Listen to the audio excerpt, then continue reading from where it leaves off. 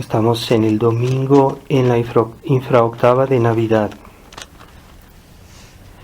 Lectura de la epístola del apóstol San Pablo a los Gálatas. Hermanos, mientras el heredero es niño, en nada difiere del siervo, aunque sea señor de todo, pues está bajo la potestad de tutores y curadores hasta el tiempo predeterminado por su padre. Así también nosotros, cuando éramos niños, estábamos sometidos a los elementos del mundo. Mas al venir la plenitud de los tiempos, envió Dios a su Hijo, nacido de mujer y sujeto a la ley, para liberar a los sometidos a la ley y hacerlos hijos adoptivos. Y por cuanto sois hijos, ha enviado Dios a vuestros corazones el Espíritu de su Hijo que clama: Abba, esto es, Padre. Y así ya no es siervo sino hijo, y siendo hijo es también heredero de Dios. Continuación del Santo Evangelio según San Lucas. En aquel tiempo José y María, madre de Jesús, estaban maravillados de lo que se decía de él, y los bendijo Simeón y dijo a María, su madre: Sábete que éste está puesto para ruina y para resurrección de muchos en Israel, y será signo de contradicción, y una espada traspasará tu alma, para que queden patentes los pensamientos de muchos corazones. Había allí una profetisa llamada Ana, hija de Fanuel, de la tribu de Aser. Esta era ya muy anciana, y había vivido 7 años con su marido desde su virginidad. Y esta viuda, que tenía 84 años, no se apartaba del templo, sirviendo en él día y noche con ayunos y oraciones. Esta pues, como viniese a la misma hora, alababa al Señor y hablaba del niño a cuantos esperaban la redención de Israel. Y cumplidas todas las cosas conforme a la ley del Señor, volviéronse a Galilea, a su ciudad de Nazaret, y el niño crecía y se robustecía, lleno de sabiduría, y la gracia de Dios estaba en él.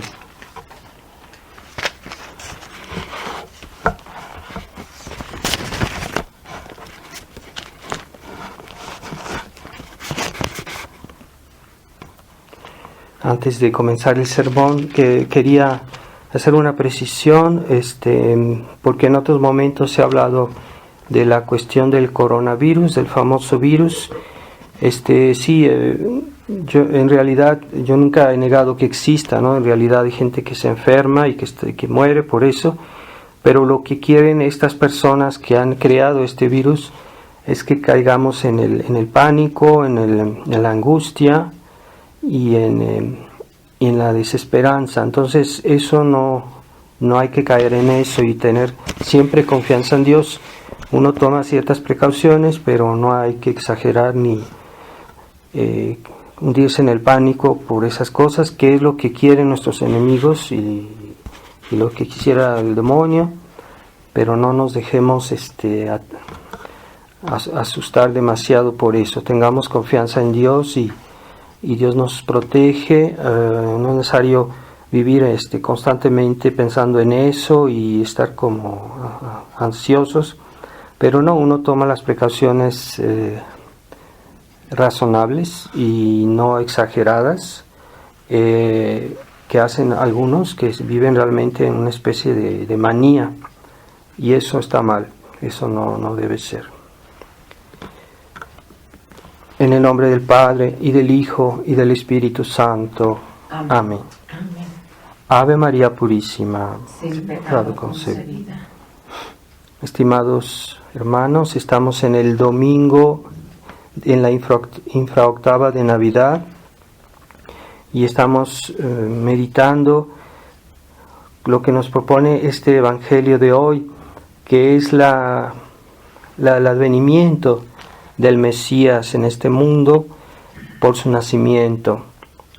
Y ya el anciano Simeón dijo a Nuestra Señora que este niño sería puesto para ruina y resurrección de muchos, y sería signo de contradicción, y que los pensamientos de muchos serán patentes cuando lo conocerán, cuando conocerán su ejemplo, su enseñanza. su gracia. Entonces esa actitud de división, desgraciadamente, que hay en los hombres, porque algunos lo aceptan y otros lo rechazan, pues ha sido la historia de la Iglesia. La Iglesia siempre ha vivido esa contradicción entre los que creen y los que no quieren creer, los que aceptan y los que persiguen a la Iglesia, persiguen el Evangelio, a los que aceptan el Evangelio. Entonces muchos siglos han pasado desde el nacimiento de nuestro Señor, y cuando uno estudia la historia de la Iglesia, cuando uno lee la historia de la Iglesia, hay quienes no saben ni siquiera qué ha pasado en la historia de la Iglesia porque no leen. Pero la historia de la Iglesia es vastísima y hay muchísimo que aprender. Pues sí, siempre ha sido muchos problemas, toda la historia de la Iglesia y toda esta guerra contra la Iglesia y esta lucha de aquellos que son realmente de la Iglesia por defender la obra de este niño, de este Mesías. Y en cierto sentido, en esa época era más fácil, porque los enemigos de Dios estaban fuera de la Iglesia. Dentro de la Iglesia también hubo problemas, pero en general los enemigos eran externos, y era más fácil.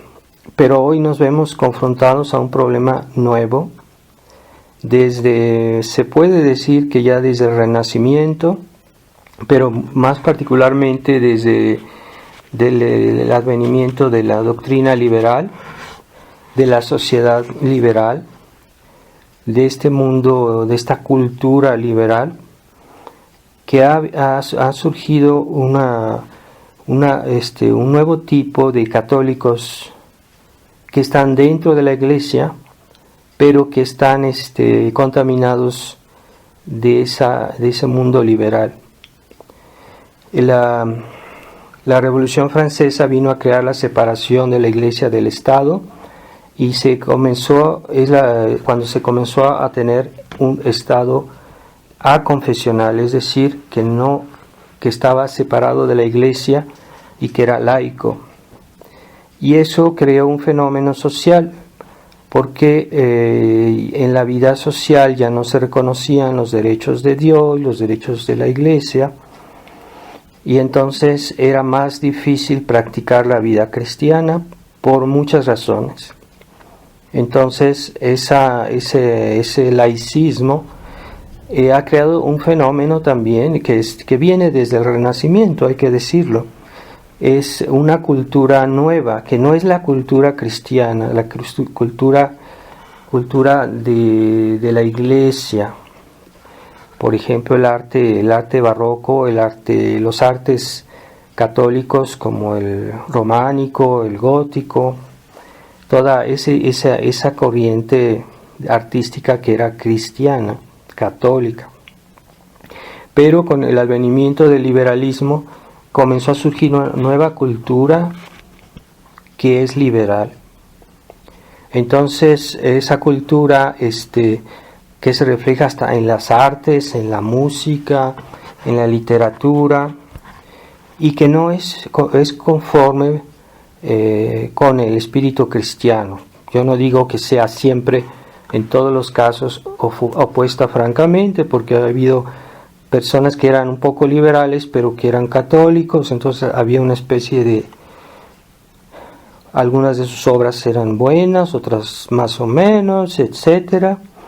Entonces esta nueva cultura liberal ha creado un fenómeno que los católicos, unido a esta sociedad laica, sociedad que hace leyes que no son armónicas con nuestra vida cristiana, entonces ha creado un nuevo tipo de católicos liberales. Que han caído, que están desorientados y más de una manera consciente o no, están contaminados por el liberalismo. Entonces, eso que ha creado una especie de esquizofrenia en los católicos que viven en esta sociedad y en esta cultura liberal, una especie de incoherencia mental que no es lógica, que es una cosa extraña, pero que es real.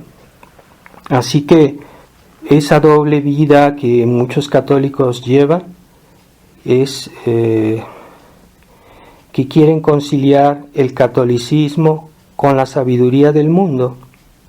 En definitiva es eso. Quieren reconciliar su vida católica con la sabiduría del mundo, porque no han sabido contrariar y luchar contra el espíritu liberal. Entonces se están dejando llevar de alguna manera, yo no digo en todo, pero de alguna manera con esa mentalidad que está alrededor de nosotros. No es solo una mentalidad, son leyes, hay un estado social que es real, y eso tiene una influencia en la vida de los individuos. No se puede decir que no es cierto. Y en cierta medida todos los que hemos nacido en estos tiempos, estamos bajo esta influencia, a quienes más, quienes menos, pero todos estamos un poco contaminados de esa mentalidad, a veces más, a veces menos. Lo que cuenta es tener la voluntad de curarse y la conciencia del problema, de que este problema existe. Entonces, y no solo la conciencia, como hay algunos tradicionalistas que tienen la conciencia, pero que no ponen los medios para curarse o para contradecir este liberalismo ambiente que está en todos lados. Entonces, esos católicos liberales, pues hay varios grados, varios tipos de católicos liberales, y hay que darse cuenta cómo son y nosotros dónde estamos. Entonces, los dos tipos de católicos liberales, se puede decir, bueno, son los que están, primero los que están enfermos, o que estamos enfermos, y que tenemos la voluntad de curarnos, y que estamos tratando de tomar conciencia en qué medida estamos enfermos, porque de alguna manera todos estamos contaminados por este ambiente. Algunos tal vez un poco, tal vez más, pero el hecho de que alguien tenga conciencia que está enfermo y quiere curarse, pues ya es mucho.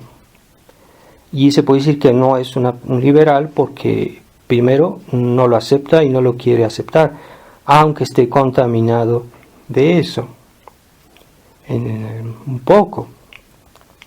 Y después hay los que están enfermos y no hacen lo que deberían hacer, ¿verdad? Hay unos que están enfermos y no luchan o no quieren hacer lo que deberían hacer.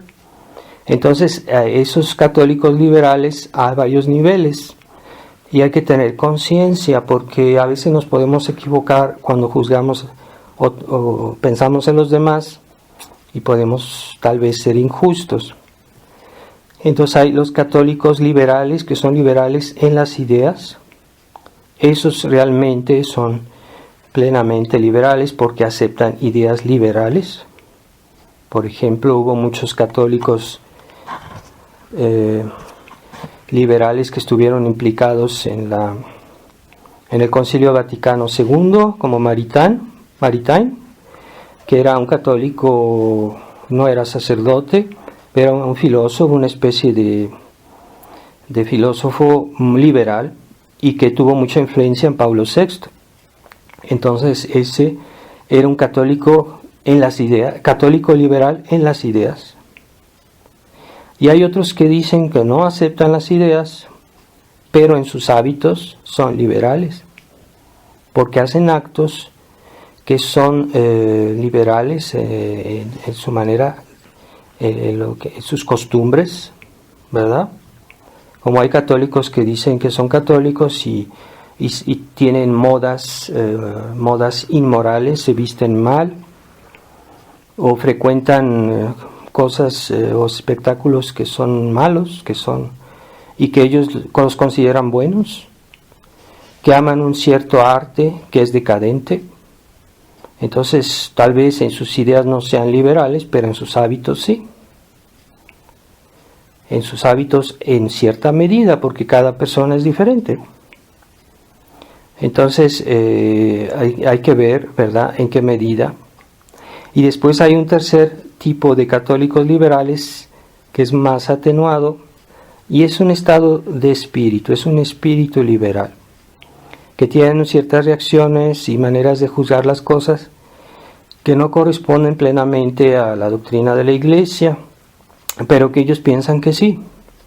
Y en este nivel es más difícil porque hay tradicionalistas que tienen las buenas ideas, que tratan de tener buenos hábitos, tal vez no todos, pero en general, y después, pero tienen un estado de espíritu un poco liberal, o tal vez mucho, que tienen un espíritu que creen, espíritu democrático, espíritu que no acepta la autoridad, no digo la autoridad de aquellos que francamente son conciliares, pero sí en general. Entonces, la Iglesia siempre nos ha propuesto, por ejemplo en el Catecismo, que tenemos 3 enemigos principales. Los 3 enemigos del alma son el demonio, el mundo y la carne. Y esto pues es aparentemente fácil de entender. Pero de estos 3 enemigos, y lo que muchos no ven, es que el peor de ellos es la carne, porque el demonio y el mundo no nos pueden hacer daño si nosotros no consentimos.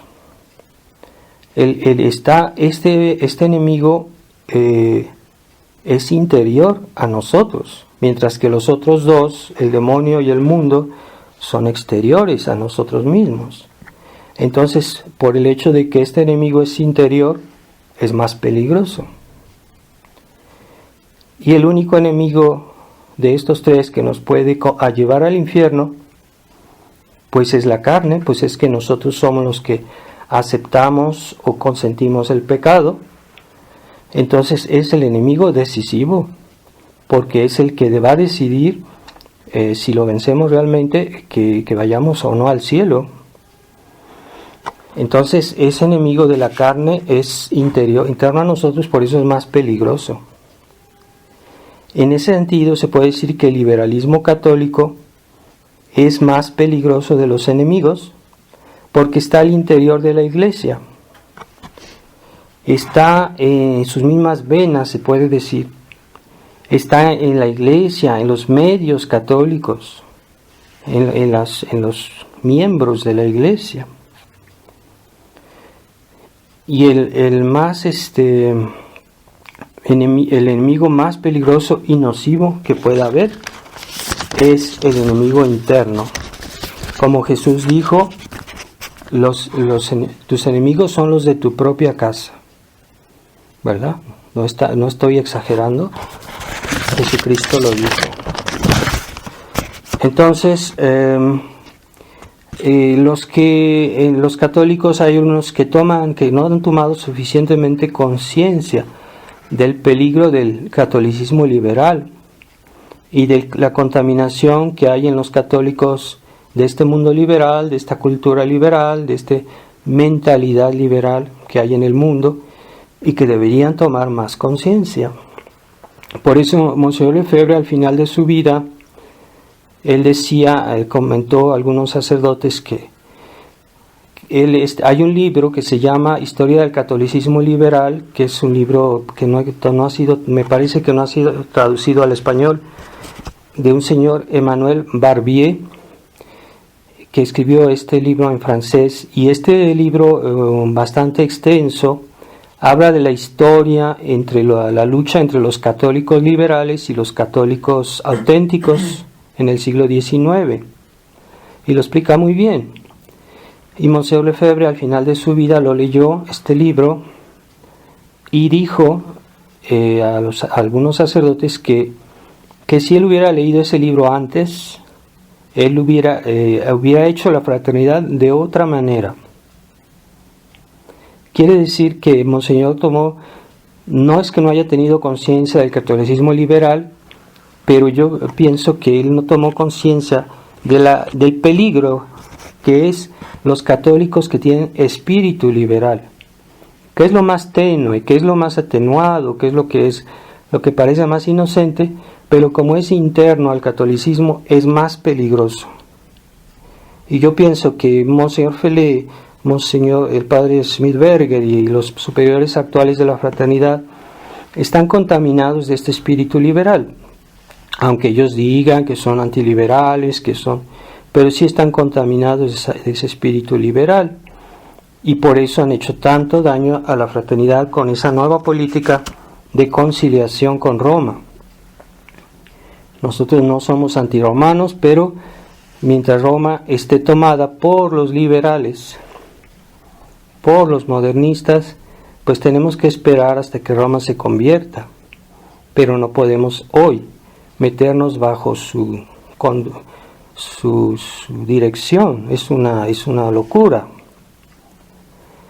Entonces, sí, Monseñor Lefebvre al final de su vida tomó más conciencia de la gravedad de este problema, de lo que son los católicos liberales y que están debilitando la Iglesia desde el interior y que debilitan la tradición, que debilitan aquellos que resisten hoy, la resistencia, que llaman la resistencia, también esos debilitan la resistencia. Entonces, ¿cuál es la actitud de los católicos liberales respecto a los tres enemigos del alma? Es muy revelador, porque los católicos liberales quieren reconciliarse con el mundo. Quién es más, quién es menos, pero sí, de hecho es eso. Y es por eso que tienen un horror del espíritu de combate cristiano. Nos trata de combatir con las armas siempre, claro está. Hay un espíritu de combate que puede ser en la oración, puede ser en la vigilancia, en todo lo que es combatir el pecado, pero de combate. Entonces, los católicos liberales tienen, respecto al mundo, su actitud es que tienen horror del espíritu de combate cristiano. Por eso son amigos del mundo, porque el combate cristiano excluye el espíritu del mundo. Después, respecto a la carne, es curioso ver que en general, cuando uno conoce los católicos liberales, no quieren combatir las tendencias de la carne, por eso tienen horror de la cruz. Y es típico de los católicos liberales que nunca hablan de la cruz, del espíritu de sacrificio, del espíritu de abnegación, como que tienen horror de la cruz. Es típico de los católicos liberales. Y hoy, que es la fiesta de San Juan Evangelista, hay una cita muy importante de él en su primera carta, en el capítulo 2, donde habla de las tres concupiscencias, que son las inclinaciones de la carne, que vienen del pecado original. Y esas son las que hay que crucificar. Y el católico liberal no le da mucha importancia a estas cosas. ¿Cuáles son? Primero, la concupiscencia de la carne. Es buscar y desear los placeres sensuales. No solo los placeres de la carne, son los placeres de los sentidos, de la vista, del oído, esa curiosidad mundana, esa búsqueda del placer sensual, sensible. Después está la concupiscencia de los ojos, que consiste en esa morbosa curiosidad y la ambición, ¿verdad? La morbosa curiosidad de querer ver aquí, ver allá, cosas que no son importantes, ¿verdad? Cuando uno tiene curiosidad por las cosas buenas, ¿verdad? Que uno quiere, por ejemplo, leer la Biblia y tratar de comprenderla, pues esa es una santa curiosidad, es buena. Pero hay la morbosa curiosidad y ambición de aquellos que tienen la concupiscencia de los ojos, que San Juan nos dice, cuidado, concupiscencia de los ojos, que quieren estar siempre en la calle para ver, para curiosear, para ver lo que no es sano, lo que no es correcto, lo que es peligroso. Y después está el orgullo de la vida. Esa es la tercera concupiscencia, que es ese egocentrismo exacerbado, esas personas que se sienten el centro del mundo, que se sienten y que viven de una manera un poco prepotente, en una cierta vanagloria y desprecio de los demás. Es el orgullo de la vida.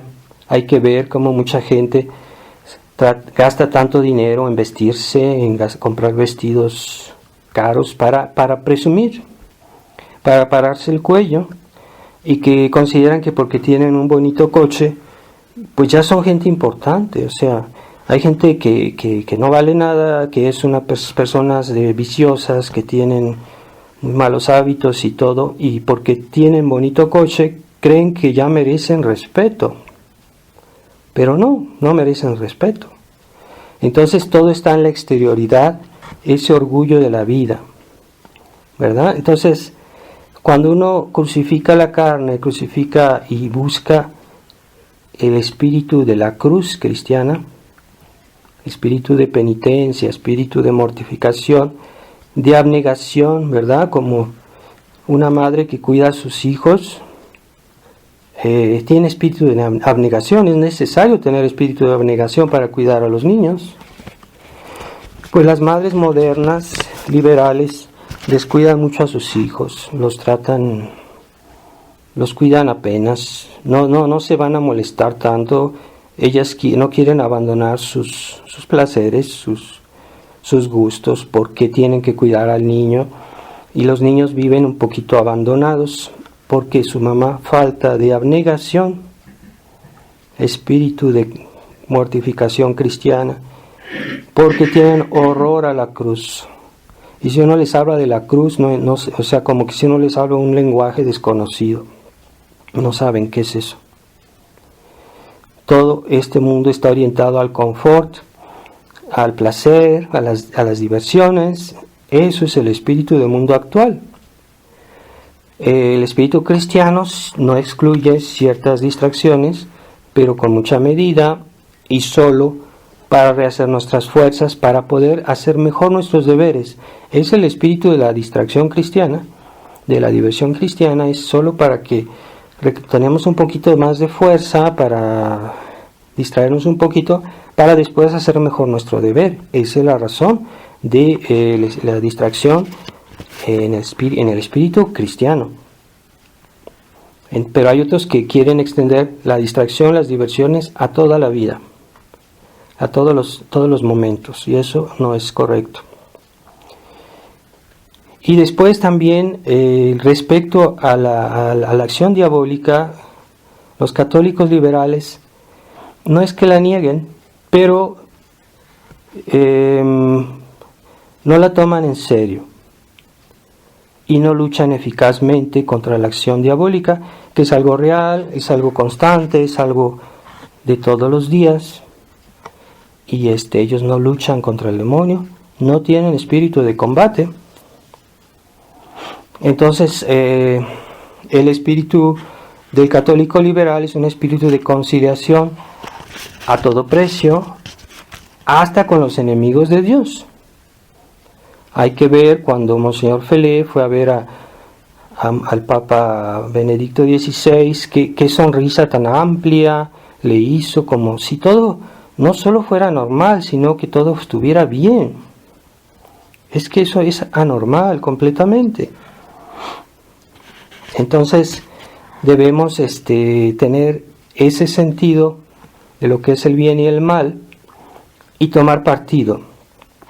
Es lo que existió siempre en la historia y que era, en estos tiempos la vida cristiana era más fácil porque pues en un bando estaban los buenos y en otro bando estaban los malos y era más fácil vivir su vida cristiana.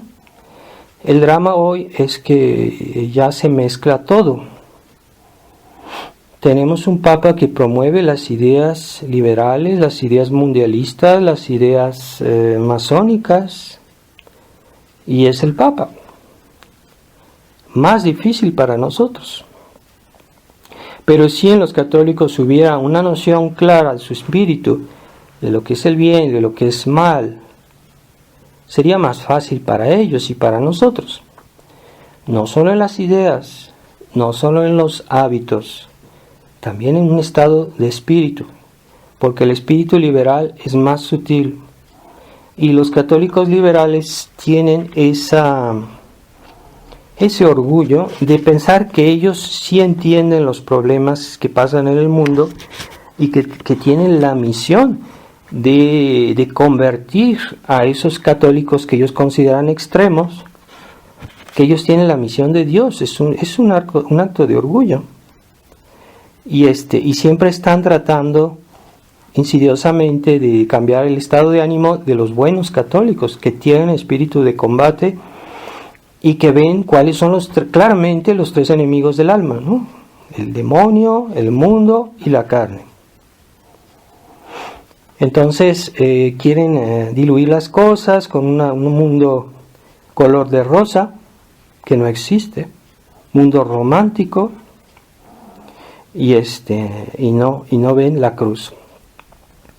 Hay una frase muy antigua católica, un adagio en latín que dice: Stat crux dum volvitur orbis, y se puede explicar así, que la cruz permanece en pie y a la vista de todos, mientras y a pesar del mundo que se convulsiona en sus cambios interminables.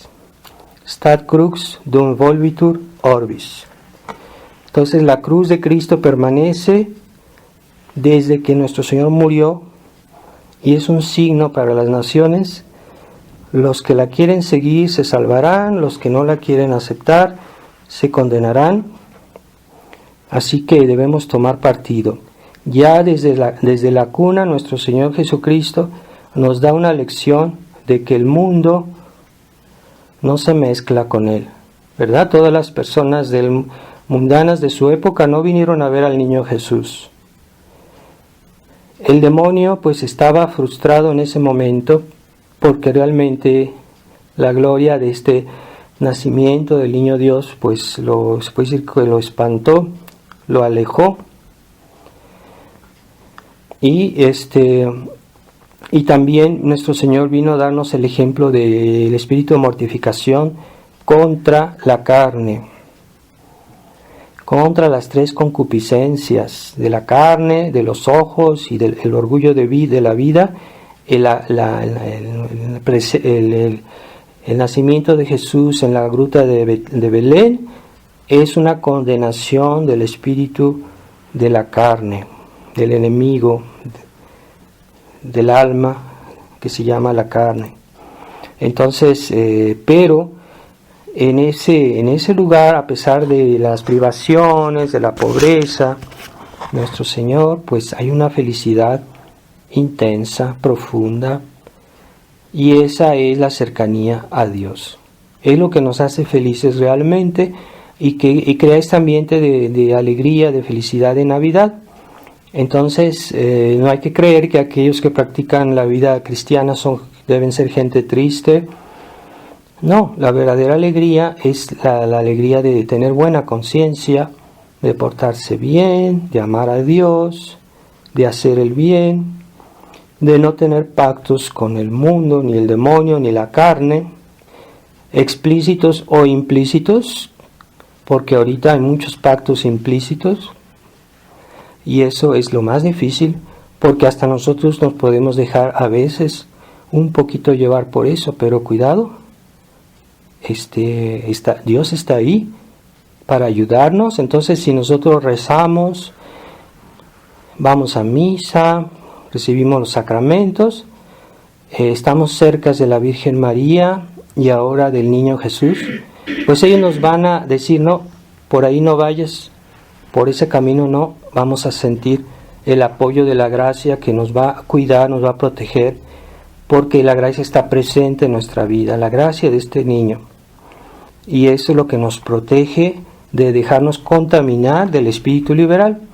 Tal vez los que tienen el espíritu liberal, si rezaran un poquito más, el espíritu de oración es una manera de debilitar todas las concupiscencias, todos los enemigos del alma en nuestra vida, los debilita y nos da un sentido cristiano de la vida, nos da el Espíritu Santo. Entonces, los que rezan están más protegidos del espíritu liberal. Los que se forman en la doctrina de la Iglesia, hay que leer los documentos de los papas que hablan de todos estos problemas. León XIII, San Pío X, ahí se nos explica bien en qué consisten. Y hay católicos que nunca leen. Entonces no se interesan a saber el fondo de la problemática del mundo moderno y qué es lo que piensa la Iglesia, qué es lo que nos enseña la Iglesia, para poder por lo menos protegernos y saber dónde está el bien, dónde está el mal. Pero si no hay interés en saber lo que la Iglesia dice, pues claro que uno es fácil presa de los enemigos del alma, fácil presa del espíritu liberal, del orgullo ambiente que existe hoy en el mundo. Es fácil caer en las redes del demonio y en las redes de nuestra propia carne, porque nosotros tenemos esa inclinación al mal que viene del pecado original, ya de nacimiento, así estamos, y toda nuestra vida tendremos que luchar contra esas concupiscencias, las 3 concupiscencias que hay en nuestra carne. Y si no se toma conciencia de cómo hay que combatirlas, pues los que han hecho los ejercicios de San Ignacio, pues tienen una explicación muy amplia de cómo hay que combatir. Y en los ejercicios de San Ignacio se nos explica cómo combatir los enemigos del alma. Y nos da reglas, San Ignacio da reglas para discernir la acción diabólica, para protegerse. En definitiva, para vencer el espíritu liberal. Entonces, tengamos cuidado aquellos que decimos ser tradicionalistas, que decimos ser de la resistencia, que no tengamos ni poco ni mucho de ese espíritu liberal. Acerquémonos al niño Dios, al niño Jesús, a la Virgen María, San José. Ahí reinaba la paz, pero la paz de la verdad de Dios, de la gracia y del combate cristiano. Ave María Purísima. En nombre del Padre, del Hijo y del Espíritu Santo. Amén.